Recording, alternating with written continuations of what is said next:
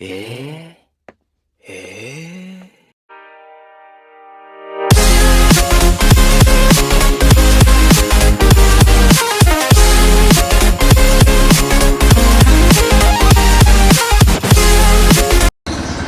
तुम जो रूठी मैं ना रूठी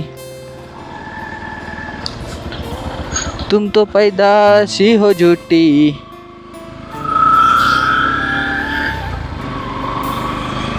ए पाऊस हरामखोर मगातपासून थांबला होता आता आला भाई. पावसानं जो एक प्रकारचे वेगळेच वांदे आणला नाहीत भाई.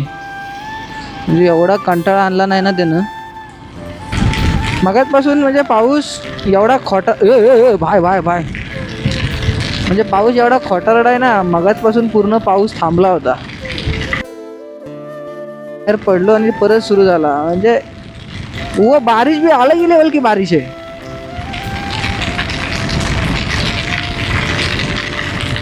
एवढा नासकेपणा बरा नाही मित्र.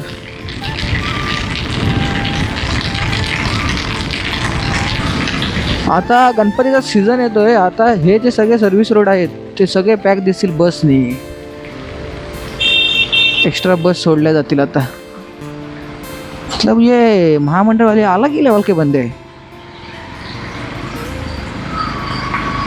हे भाई हिचे इंडिकेटर सगळं चालू आहे. एवढी जुनी असून तिची हालत बघा कशी आहे. पण इंडिकेटर चालू आहेत भाई.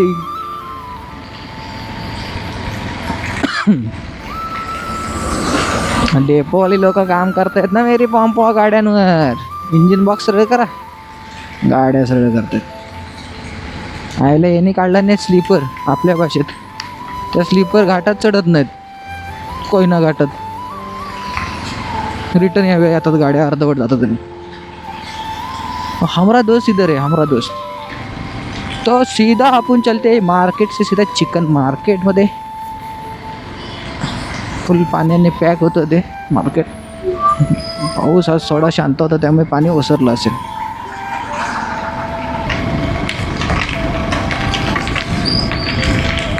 तर हे भोगाळे इथं दरवर्षी पाणी भरतं पहिल्या जून महिन्यात. त्या महिन्यात जून महिन्यात पाऊसच नाही आला. जुलैपासून सुरुवात झालं आहे, वन साईड पडतोय. पण अजून तरी इथे पाणी नाही भरलं आहे. दरवेळी पाणी भरतं इथे, पण ह्या टायमिंगला ते पाणी भरलं नाही आहे.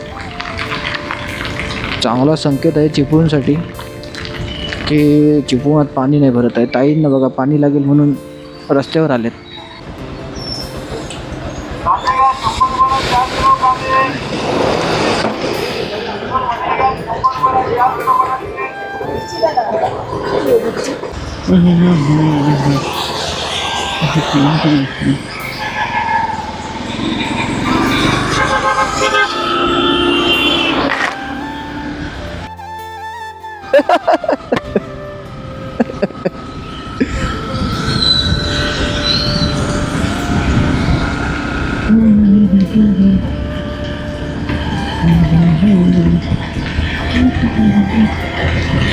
सगळं पाणी उडवून गेलं रे बाबा ट्रकवाला.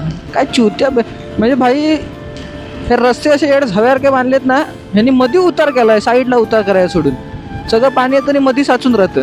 अरे भाई किती तर आमच्या समोरच मागच्या वेळी 2-3 गाड्या पलटी झाल्यात. येड झवे झाले. अरे काय काम करताय तुम्ही. एवढं मोठा करोडोंचा हा हे होता, प्रोजेक्ट होता रस्त्याचा.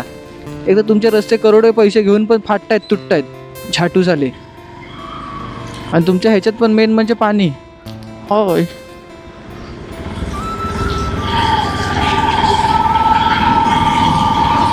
सरळ करायचं काय, आपलं पैसे घ्यायचे नाही खायचे. अरे एवढा भ्रष्टाचार चालू आहे ना इंडियात. आणि महाराष्ट्रात तर मेन म्हणजे आमच्या रत्नागिरी जिल्ह्यात सगळ्यांचे रस्ते पूर्ण आले. आम्हाला तिथं उपट सुपट सारखं ठेवले. म्हणजे आमच्याकडनं काही नक्की मतं भेटत नाही त्यांना की पैसे भेटत नाहीत, काय समजेना बाबा. सरकारवर बोलायचं काय म्हटलं की काही असत कार्यकर्ते त्यांना राग येतो. सामान्य माणूस म्हणून आम्ही बोलायचं पण नाही असं. म्हणजे यांना मतं पाहिजे असली की फक्त गोड बोलणार. बाकी गरज पडली की हे प्रत्येक वेळी आपलं ताट राहणार आणि काय बोलत राहणार.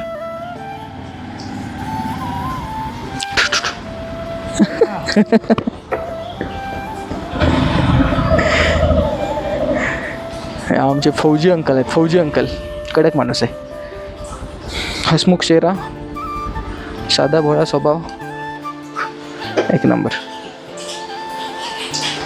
तर फायनली आम्ही आलोय. आता हे उघड ना माझ्यान. थँक्यू.